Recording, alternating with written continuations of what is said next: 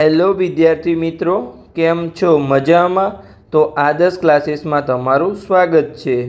તો આજે આપણે ધોરણ 9 વિષય ગણિત ચેપ્ટર નંબર 2 બહુપદીઓની વાત કરવાના છીએ, જેનો આજે લેક્ચર નંબર 12 છે.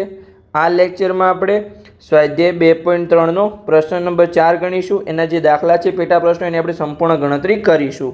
તો ચાલો આપણે પ્રશ્ન નંબર 4ની રકમ વાંચીએ અને પછી આપણે દરેક દાખલાનો ઉકેલ મેળવીએ. તો પ્રશ્ન નંબર 4, એમાં આપણને શું કીધું છે કે અવયવ પાડો.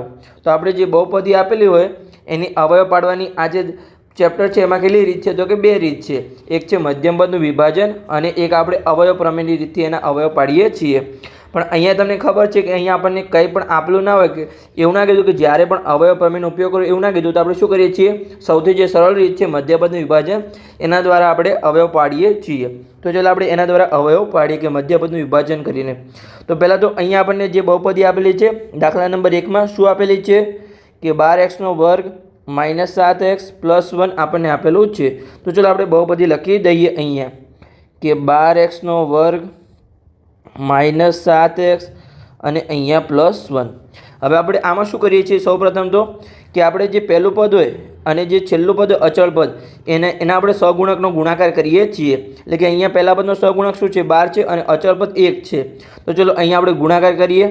તો કે શું છે? અહીંયા +12 છે અને અહીંયા +1 છે. તો આપણે અહીંયા પ્લસ લખતા નથી, માઇનસ તો આપણે લખીએ છીએ પણ પ્લસ લખવાની કોઈ જરૂર નથી. હવે 12 × 1 તો કેટલા થશે? 12 જ થશે. 12 × 12, પણ અહીંયા પ્લસ આપણા 12 આવશે. હવે જો જે આ +12 કેમ આપણે કર્યા? તો કે જે આપણે બંને અવયવ લેવાના છે, જે સંખ્યા, એનો ગુણાકાર કેટલો હોવો જોઈએ? તમારો +12 હોવો જોઈએ. તો ચલો અહીંયા આપણે દર્શાવી દઈએ કે જેનો ગુણાકાર છે અહીંયા એ +12 હોવો જોઈએ. ગુણાકાર સમજ પડી ગઈ? હવે જેનો સરવાળો કેટલો હોવો જોઈએ? મધ્યમ પદ જેટલો હોવો જોઈએ. તો ચાલો આપણે લખી દઈએ અહીંયા કે જે બંને અવયવ છે જેનો જે સરવાળો છે એ મધ્યમ પદ, એટલે કે મધ્યમ પદમાં શું છે? અહીંયા -7x છે. તો ચાલો આપણે લખી દઈએ અહીંયા કે -7 એનો સરવાળો હોવો જોઈએ. ચાલો આપણે પછી આપણે બંને અવયવને શોધીએ કે કઈ સંખ્યા આપણી આવશે કે જેનો આપણને સરવાળો -7 મળે અને ગુણાકાર આપણને અહીંયા +12 મળે. તો હવે જો અહીંયા તમને ગુણાકાર કેવો આપેલો છે? ચિહ્ન પ્લસ છે અને સરવાળો અહીંયા માઇનસમાં છે. તો પહેલાં તો ગુણાકાર ક્યારે પ્લસ હોય? કાં તો બંને જે અવયવની સંખ્યા છે એ બંનેના ચિહ્નો પ્લસ હોય તો આપણો ગુણાકાર પ્લસ હોય, અને કાં તો બંને માઇનસ હોય ત્યારે આપણો ગુણાકાર પ્લસ હોય. જો કોઈ પણ ચિહ્ન એક પ્લસ હોય અને એક માઇનસ હોય, એક પ્લસ અને એક માઇનસ હોય, ત્યારે તમારો ગુણાકાર કેવો મળશે? હંમેશા માઇનસ જ મળશે. એટલે કે આપણી જે છેલ્લી પોસિબિલિટી છે એ તો આવશે જ નહીં. એટલે અહીંયા આપણી 2 પોસિબિલિટી છે, કાં તો બંને ચિહ્નો પ્લસ હશે, કાં તો બંને ચિહ્નો માઇનસ હશે. હવે આપણે જોઈએ કે અહીંયા આપણને સરવાળો માઇનસમાં આપેલો છે. હવે સરવાળો ક્યારે માઇનસ હોય? જો બંને ચિહ્નો પ્લસ હશે તો એનો સરવાળો પ્લસ થશે, અને બંને ચિહ્નો માઇનસ હશે તો એનો સરવાળો માઇનસ, ભલે એનો સરવાળો થશે પણ નિશાની માઇનસ નહીં આવશે. તો અહીંયા બંને ચિહ્નો કેવા છે? જે આપણા અવયવ છે એના બંને ચિહ્નો અહીંયા માઇનસમાં છે. તો ચાલો આપણે આપી દઈએ કે આને પણ માઇનસ છે અને આને પણ અહીંયા માઇનસ છે. હવે જો તમારા બંને ચિહ્નો સમાન હોય તો તમારે અવયવ કેવી રીતે શોધવાના છે? તો જે સરવાળો હોય એનો તમારે સરવાળો સમાન રાખવાનો છે, પણ ગુણાકાર અલગ અલગ કરતા જવાનું છે. તો ચલો હું તમને બતાવું કેવી રીતે. તો કે અહીંયા જો -7 સરવાળો ક્યારે મળે? તો કે -6 પછી આપણે -1નો આપણે સરવાળો કરીએ તો આપણને શું મળશે? અહીંયા -7 મળશે. સમજ પડી ગઈ? તો આનો પણ જો સરવાળો તો -7 મળે છે, પણ ગુણાકાર અહીંયા કેટલો મળે છે? આપણને અહીંયા +6 મળે છે. તો અહીંયા તમારે એક ઘટાડતા જવાનું છે અને અહીંયા એક નંબર વધારતા જવાનું છે. તો અહીંયા જો હવે આપણે -5 કરીએ અને -2 કરીએ તો આનો સરવાળો તો આપણને -7 મળશે, પણ ગુણાકાર કેટલો મળશે? અહીંયા આપણને +10 મળશે. પછી આગળ આપણે જોઈએ કે અહીંયા -4 કરીએ અને અહીંયા -3 કરીએ તો હવે જો આનો સરવાળો તો -7 મળશે, દરેકમાં તમને સરવાળો તો -7 જ મળશે, પણ ગુણાકાર હવે જો -4 × -3 તો 4 તારી 12 થશે, અને માઇનસ પ્લસ થશે તો +12 આપણને મળી ગયો. જો આપણે ગુણાકાર અહીંયા +12 જોતો હતો તો આપણને કયા અવયવ મળ્યા? એક છે આપણો 4 -4 અને એક છે આપણો -3. સમજ પડી ગઈ? આપણને અહીંયા સિમ્પલી બંને અવયવ મળી ગયા. પણ આ રીતનો તમારે ક્યારે ઉપયોગ કરવાનો છે? જ્યારે બંને જે અવયવ એના ચિહ્નો સમાન હોય, કાં તો બંને માઇનસ હોય કાં તો બંને પ્લસ હોય. એક માઇનસ અને એક પ્લસ હશે તો આ રીતનો તમારો ઉપયોગ થશે નહીં. ચલો તમને દરેક દાખલા આપણે એમાં કોન્સેપ્ટ ઉપયોગ થાય જ છે. જો જે બીજો દાખલો છે એમાં બંને ચિહ્નો પ્લસ છે અને જે પાછળના બે દાખલા છે એમાં આપણે બંનેના ચિહ્નો અલગ અલગ છે. તો આપણે હું તમને સંપૂર્ણ રીતે સમજાવીશ. તો ચલો આપણે અહીંયા અવયવ લખી દઈએ હવે કે આપણને કયા કયા અવયવ મળ્યા.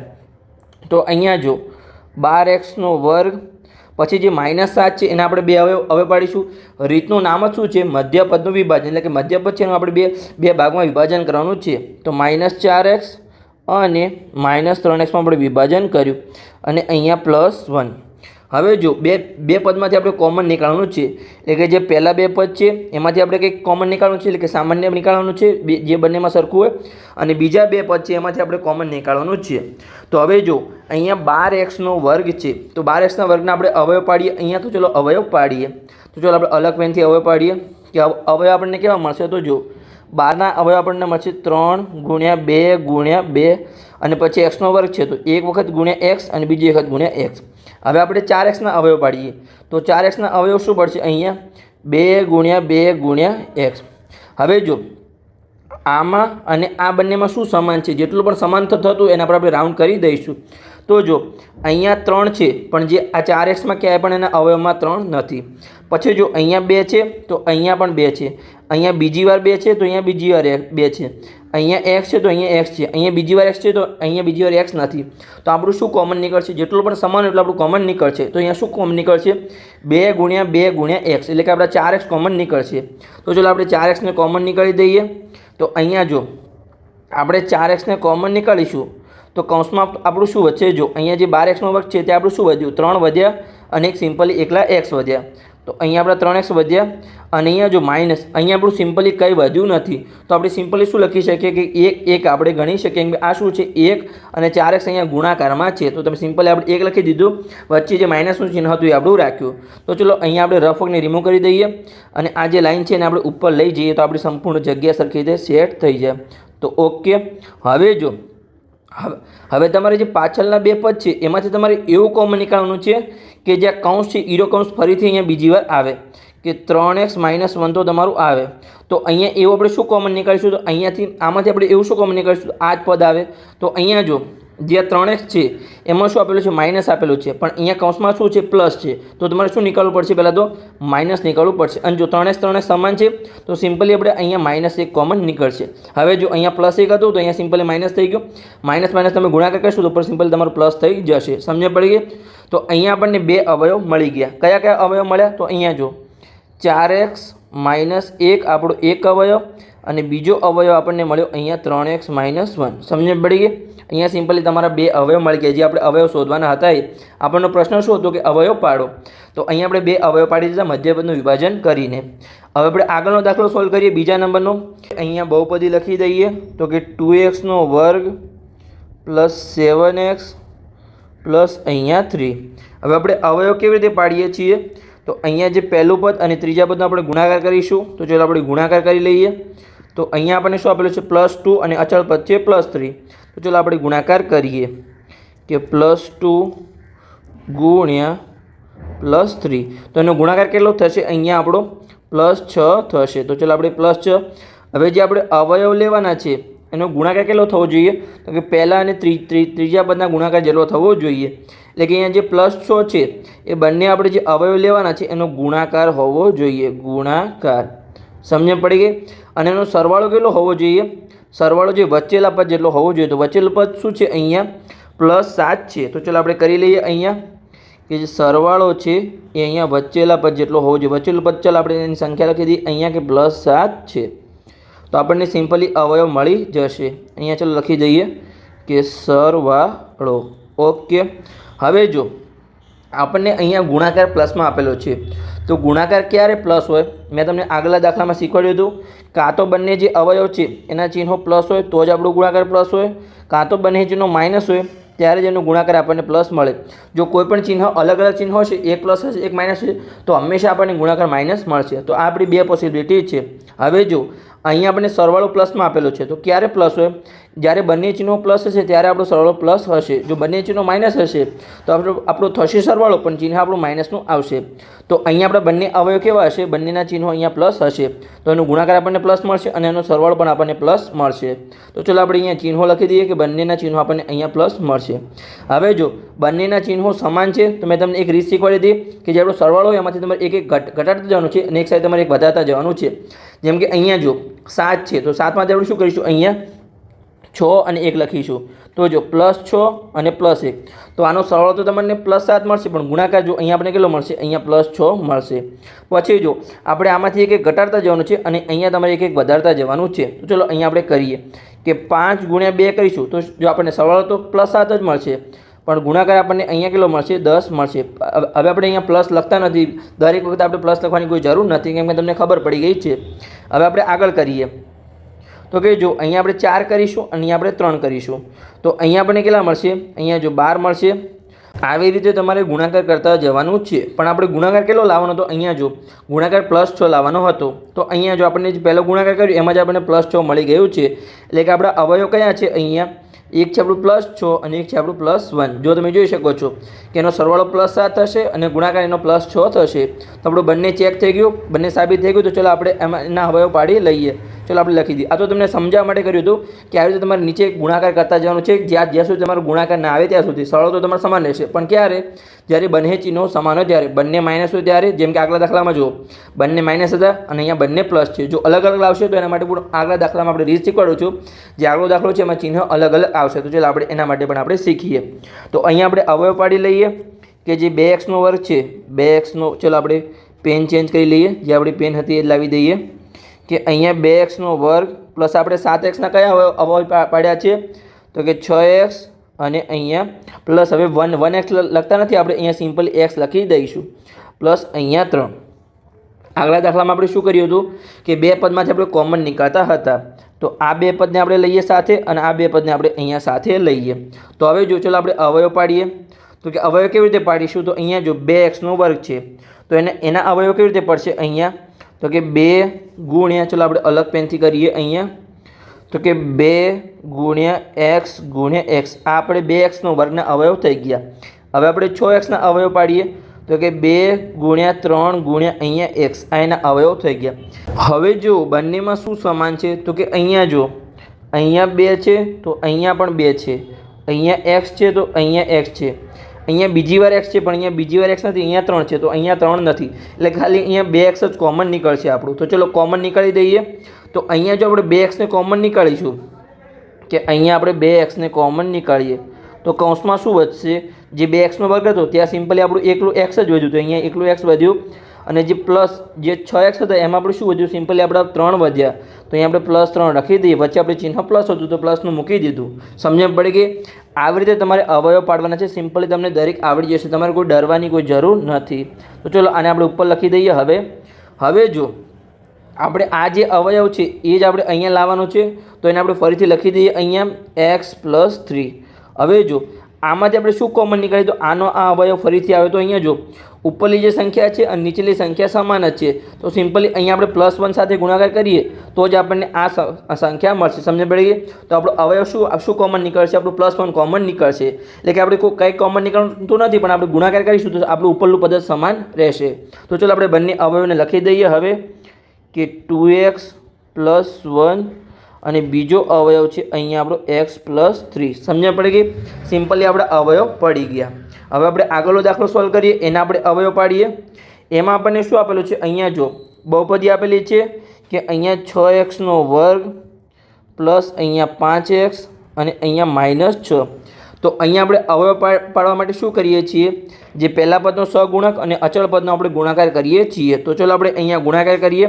તો પહેલા પદનો સહગુણક શું છે, અહીંયા +6 છે તો અહીંયા +6 ગુણ્યા અચળ પદ શું છે, અહીંયા જો -6 છે, એ તમારે ખાસ ધ્યાન રાખવાનું છે. તો અહીંયા -6નો ગુણાકાર થશે તો 6 × 6 36 થશે પણ પ્લસ અને માઇનસનો ગુણાકાર માઇનસ થશે. એટલે કે અહીંયા આપણે ગુણાકાર કેટલો મળશે, અહીંયા -36 મળશે. એટલે કે જે અહીંયા આપણે અવયવ શોધવાના છે બે, એ બંનેનો ગુણાકાર કેટલો હોવો જોઈએ, અહીંયા -36 હોવો જોઈએ. તો ચલો આપણે અહીંયા લખી દઈએ કે ગુણાકાર આપણો -36 હોવો જોઈએ. અને બંનેનો સરવાળો કેટલો હોવો જોઈએ, તો કે વચ્ચેલા પદ જેટલો હોવો જોઈએ. વચ્ચેલો પદ શું છે? અહીંયા +5 છે. તો ચલો આપણે અહીંયા લખી દઈએ કે જેનો સરવાળો છે, અહીંયા એનો સરવાળો જે આપણે મળવાનો છે એ અહીંયા +5 મળવો જોઈએ. તો ચલો આપણે સરખી રીતે લખી દઈએ કે અહીંયા આપણને સરવાળો મળવાનો છે. ઓકે, હવે જો અહીંયા જો ગુણાકાર ક્યારે માઇનસ મળે?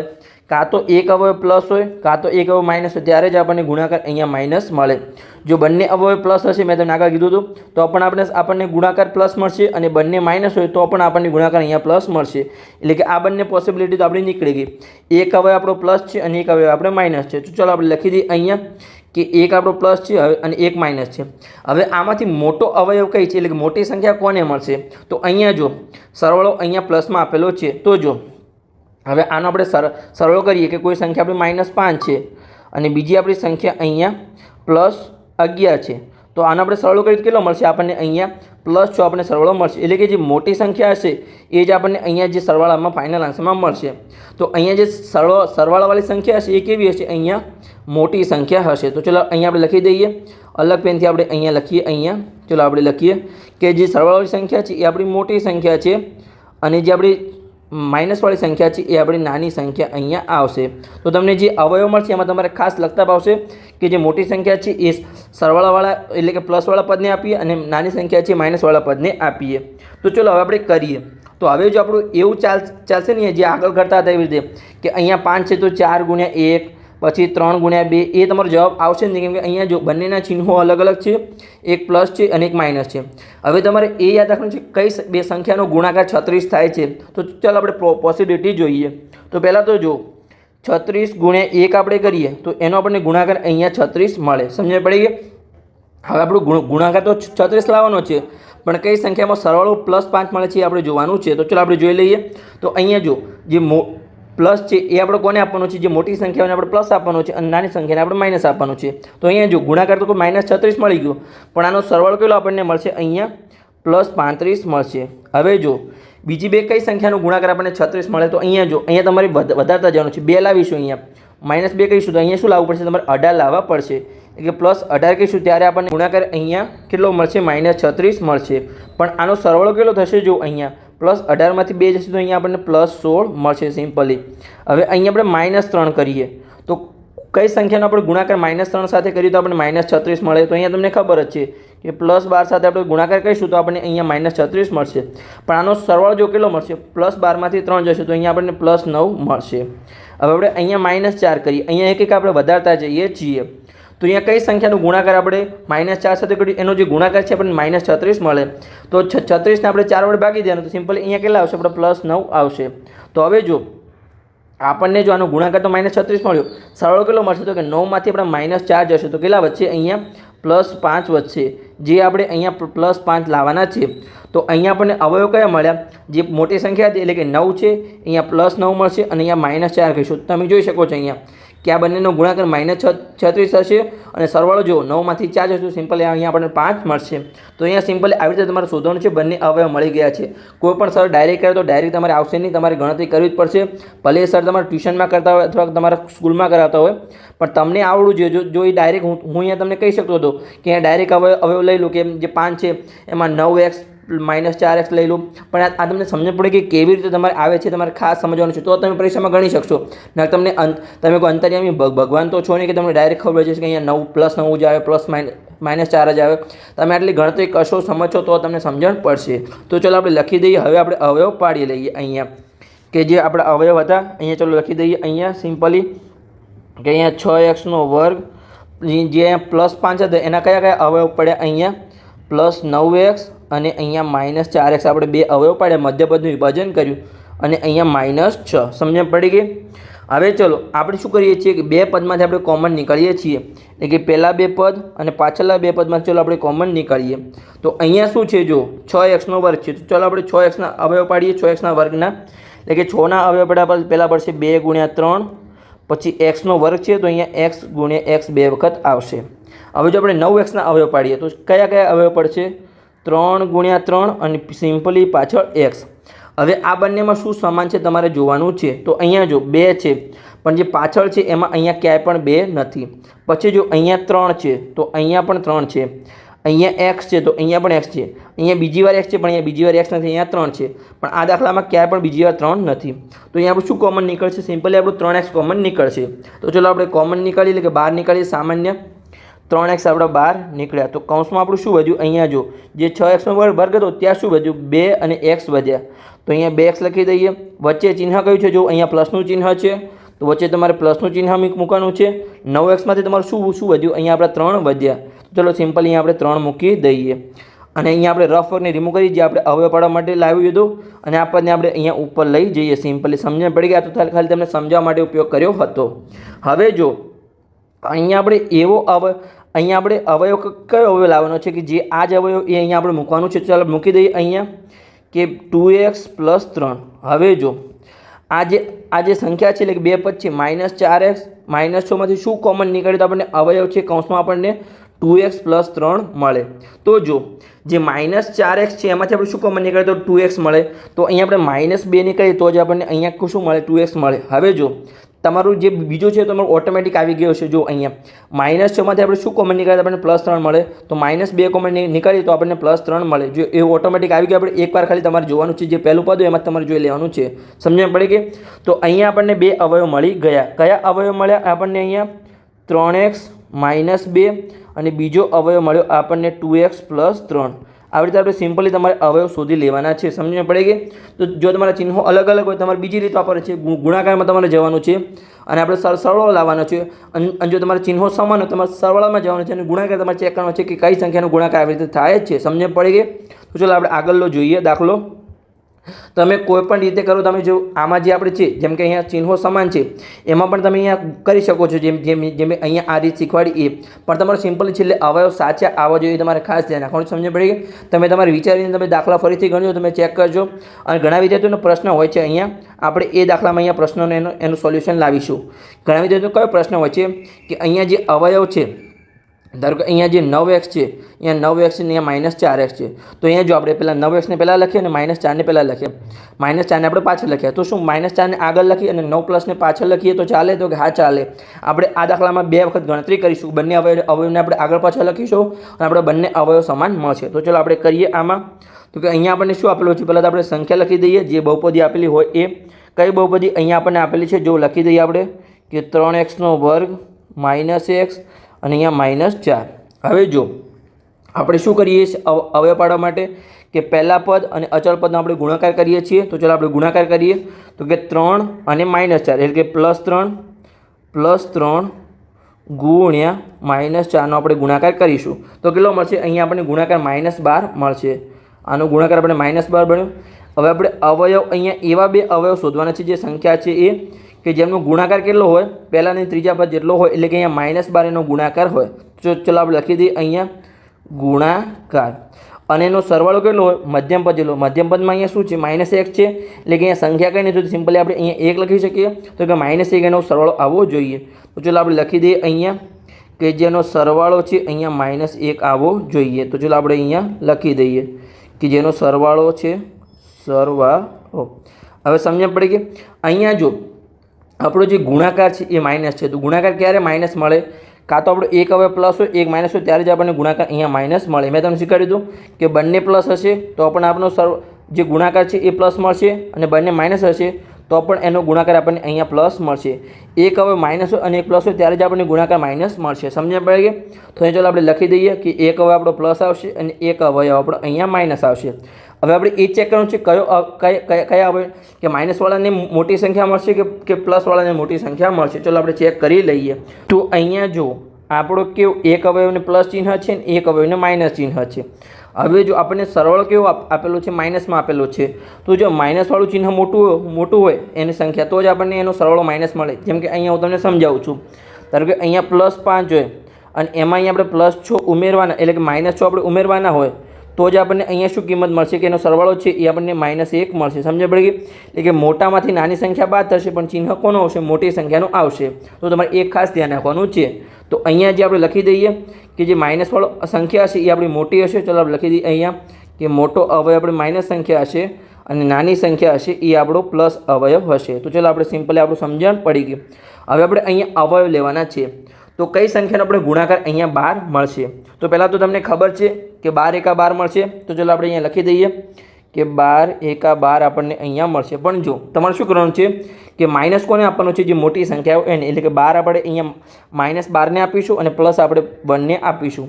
તો અહીંયા આપણને ગુણાકાર કેટલો મળશે? એ તો આપણને -12 મળશે, પણ સરવાળો અહીંયા કેટલો થશે? -11 થશે. હવે તમારો સરવાળો ખાસ ધ્યાન રાખવાનો. ગુણાકાર આપણે તો -12 જ લાવવાના છીએ. હવે આપણે કરીએ કે અહીંયા આપણે +2 મૂકીએ. તો આપણે જો 12 ને 2 વડે ભાગો તો અહીંયા -6 વડે ગુણાકાર કરીશું. તો આપણે અહીંયા ગુણાકાર તો -12 મળશે, પણ સરવાળો કેટલો મળશે? અહીંયા સિમ્પલી અહીંયા આપણને -4 મળશે. હવે આપણે અહીંયા 3 વડે ભાગીશું, +3 વડે. તો અહીંયા કોનો ગુણાકાર 3 વડે કરીશું તો આપણને -12 મળે. તો અહીંયા આપણે -4 વડે ગુણાકાર કરીશું તો આપણને અહીંયા -12 મળે. તો ગુણાકાર તો જો -4 ગુણ્યા +3, તો ગુણાકાર -12 મળશે, પણ સરવાળો કેટલો મળશે? અહીંયા સિમ્પલી આપણને -1 મળશે. જો કે 4માંથી 3 જશે તો આપણને 1 મળશે, પણ ચિહ્ન કોનો આવશે? મોટી સંખ્યાનો આવશે. એટલે મોટી સંખ્યા ક્યાં આગળ છે? માઇનસ આગળ છે. તો અહીંયા -1 આવી ગયું. તો સિમ્પલી આપણને કયા કયા અવયવ મળ્યા? અહીંયા +3 અને -4 આપણને અહીંયા મળ્યા. સમજ પડી? બંનેનો ગુણાકાર જો -12 મળશે અને સરવાળો -1 મળશે. તો આવી રીતે તમારે અવયવ શોધી લેવાના છે. સમજ પડી? તો ચાલો આપણે બંને અવયવ લખી દઈએ. હવે તમારો એ પણ પ્રશ્ન સોલ્વ કરી દઈશું કે કયાને આપણે આગળ લખું, કયાને પાછળ લખું. તમે કંઈ પણ લખી શકો છો, તમારા અવયવ સમાન જ આવશે. ચલો અહીંયા આપણે ચેક કરીને તમને બતાવું છું. તો ચલો આપણે અહીંયા કરીએ કે અહીંયા 3x² છે, 3x². હવે જે -1 છે તે આપણે બંને અવયવ લખીશું અહીંયા 3x અને -4x. તો ચલો આપણે લખીએ અહીંયા +3x અને -4x અને પાછળ -4 આપેલું છે. તો હવે તમારે શું કરવાનું છે? અહીંયા જે પહેલાં બે પદ છે એમાંથી તમારે કોમન નીકળવાનું છે અને પાછળના બે પદમાં તમારે કોમન નીકળવાનું છે. તો અહીંયા તમારું શું કોમન નીકળશે? જો અહીંયા 3x² છે તો એના અવયવ કયા કયા પડશે? તો કે 3 × x × અહીંયા x. આ આપણને 3x² અવયવ પડ્યા. સિમ્પલી પાછળ 3x છે તો એના અવયવ શું પડશે? 3 × x પડશે. તો આમાં શું બંનેમાં કોમન છે? જો પહેલાં તો 3 કોમન છે, 3 બંનેમાં આવે છે, પછી x પણ બંનેમાં આવે છે. પણ આ x છે એ બીજી વાર પહેલાંમાં અહીંયા x નથી. તો અહીંયા જો સિમ્પલી આપણું શું કોમન નીકળ્યું? અહીંયા કે 3x આપણા અહીંયા કોમન નીકળશે. તો પહેલાં 3x² છે ત્યાં શું વધ્યું આપણું? સિમ્પલી x વધ્યા. વચ્ચે ચિહ્ન કયું છે? પ્લસનું ચિહ્ન છે. તો અહીંયા આપણે પ્લસ રાખીશું અને પાછળ જો કંઈ આપણું વધ્યું નથી, બંને આપણું બહાર નીકળી ગયું છે, તો અહીંયા સિમ્પલી આપણે 1 મૂકી દેવાના છે. સમજ પડી ગઈ? તો આવી રીતે તમારે અવયવ પાડવાના છે. ચલો આને આપણે ઉપર લઈ જઈએ. હવે તમારે જે આ કૌંસમાં મળે એ સંખ્યાને ફરીથી અહીંયા લખી દેવાની છે કે અહીંયા મળી એને જ આપણે બીજી વાર અહીંયા લખીશું કે x + અહીંયા 1 તમારે લખી દેવાના છે. હવે જો આ જે ઉપરની સંખ્યામાંથી તમે શું કોમન નીકાળો? તો કૌંસમાં તમારું x + 1 આવે. તો જો અહીંયા તમે -4 નીકાળશો તો તમારું અહીંયા x + 1 આવશે. તમે જોઈ શકો છો કે -4xમાંથી શું કોમન નીકળે? તો અહીંયા આપણને +x મળે. તો -4 નીકાળી દઈએ તો સિમ્પલ અહીંયા +x મળે. અને -4માંથી આપણે શું કોમન નીકળે? તો અહીંયા +1 મળે. તો -4 નીકળી દઈએ તો સિમ્પલ આપણને +1 મળી જાય. સમજ પડી કે 4ને આપણે નીકાળી દઈએ તો આપણે સિમ્પલ આપણું 1 વધશે. હવે આપણને બંને અવયવ મળી ગયા. કયા કયા બે અવયવ મળ્યા અહીંયા આપણને? કે 3x -4 અને બીજો આપણને અવયવ મળ્યો અહીંયા x + 1. ચાલો આપણે લખી દઈએ અહીંયા x + 1. હવે તમારો જે પ્રશ્ન હતો એના માટે અહીંયા દાખલાને ફરીથી ગણીએ છીએ. કેવી રીતે? તો કે અહીંયા જે આપણી બહુપદી હતી એને આપણે લખી દઈએ કે અહીંયા ચલો બહુપદી આપણે લખી દઈએ ફરીથી જે હતી આપણી અહીંયા કે 3x² -x અને અહીંયા 4. હવે આપણે અવયવને આડાળવા લખીશું. અહીંયા ઘણા વિદ્યાર્થીઓ પ્રશ્ન શું હોય છે કે તમે અહીંયા 3x² હતો એટલે અહીંયા 3xને આગળ લખ્યું તો તમારો સાચો જવાબ આવ્યો. હવે જો -4xને આગળ લખીશું તો તમારો જવાબ આવશે નહીં. ના, તમારો જવાબ આવશે. ચલો આપણે ચેક કરી લઈએ કે અહીંયા 3x² છે, 3x² -4xને આપણે આગળ લખીએ અને +3xને આપણે પાછળ લખીએ અને -4. હવે આમાંથી ચલો આપણે કોમન નીકાળીએ કે આપણા જે અવયવ છે સમાન આવે છે કે નહીં. તો આપણને કેવી રીતે ખબર પડશે કે કયાને આગળ લખવું ને કયાને પાછળ લખવું? તમે કોઈને આગળ પાછળ લખશો તમારો જવાબ સમાન આવશે. ચલો આપણે ચેક કરી લઈએ કે આ બંનેમાંથી આપણે કોમન નીકાળવાનું છે અને આ બંનેમાંથી આપણે કોમન નીકાળવાનું છે. તો તમને ખબર જ છે અવયવ કે જે 3x² છે એના અવયવ શું છે? અહીંયા 3 × x × અહીંયા x. હવે પાછળ શું છે? -4x છે. તો એના અવયવ શું પડશે? અહીંયા 4xના તો કે 2 × 2 × અહીંયા સિમ્પલી x. તો આમાંથી તમારે શું કોમન નીકળશે? જુઓ અહીંયા 3 છે પણ અહીંયા ક્યાંય 3 નથી. અહીંયા x છે તો અહીંયા પણ x છે. હવે અહીંયા જો બીજી વાર x છે તો અહીંયા બીજી વાર x નથી. તો આપણે એ તો કોમન નીકળશે નહીં. અહીંયા 2 વાર x × 2 × 2 છે પણ અહીંયા કાંઈ પણ 2 નથી. તો સિમ્પલ તમારું માત્ર અહીંયા શું કોમન નીકળશે? એકલું x જ કોમન નીકળશે જે બંનેમાં આવે છે. તો ચાલો આપણે લખી દઈએ અહીંયા કે અહીંયા આપણું x કોમન નીકળશે. તો અહીંયા આપણું શું વધ્યું? અહીંયા જે આપણું 3x² હતો તે આપણું સિમ્પલી 3x વધ્યા અને પાછળ આપણું શું વચ્ચે કયું ચિહ્ન છે, તમારે ચિહ્ન ખાસ ધ્યાન રાખવાનું છે. અહીંયા માઇનસનું ચિહ્ન હતું, પાછળ શું વધ્યું 2 ગુણ્યા 2 વધ્યા, એટલે કે 2 ગુણ્યા 2 કેટલા થાય, અહીંયા 4 થાય. તો સમજણ પડી કે આપણને કૌંસ મળી ગયો કે આપણું એક્સ કોમન નીકળ્યું તો આપણને કૌંસમાં શું મળ્યું, 3x - 4 મળ્યું. તો ચલો આને આપણે ઉપર લઈ દઈએ. હવે જો હવે તમારે જે પહેલો કૌંસ મળ્યો હોય એ જ તમારે અહીંયા ફરીથી લખી દેવાનો છે કે 3x - અહીંયા 4. તો જે ઉપરનું પદ છે એમાંથી શું કોમન નીકળતા મને 3x - 4 મળે. તો બંને સમાન જ છે, તો અહીંયા સિમ્પલી આપણે +1 બહાર નીકળવું પડે. સમજણ પડી ગઈ. તો આપણે અહીંયા ફરીથી 2 અવયવ મળ્યા. કયા કયા અવયવ મળ્યા, અહીંયા x + 1 અને બીજો અવયવ મળે આપણને 3x - 4. હવે જુઓ તમારે બંને અવયવ તમને મળી ગયા. જો તમે સમજણ પડી ગઈ તમને કે તમે કોઈને પણ આગળ પાછળ લખશો કે 3x ને આગળ લખશો 4x ને પાછળ લખશો, તમારા અવયવ અહીંયા સમાન જ મળશે. જો અહીંયા પણ 3x - 4 અને x + 1 અવયવ મળ્યા, અને અહીંયા પણ જુઓ 3x - 4 અને x + 1 અવયવ મળ્યા. તમે આગળ પાછળ આવી શકે છે પણ તમારા અવયવ બંને સમાન હશે. તો બસ સમજણ પડી ગઈ. તો અહીંયા આપણો પ્રશ્ન નંબર 4 પૂર્ણ થઈ ગયો. એની જ સાથે અહીંયા જે આપણું લેક્ચર નંબર 12 હતું એ પણ પૂર્ણ થઈ ગયું. લેક્ચર સારું લાગે તો ચેનલને સબસ્ક્રાઈબ કરો અને તમારા મિત્રોને વિડીયો શેર કરો તો એમને પણ સરળ ભાષામાં ગણિત શીખવા મળે. હવે જે આગળનું લેક્ચર છે, લેક્ચર નંબર 13માં આપણે પ્રશ્ન નંબર 5થી આગળની શરૂઆત કરીશું. તો બસ મળીએ આપણે આગળના લેક્ચરમાં.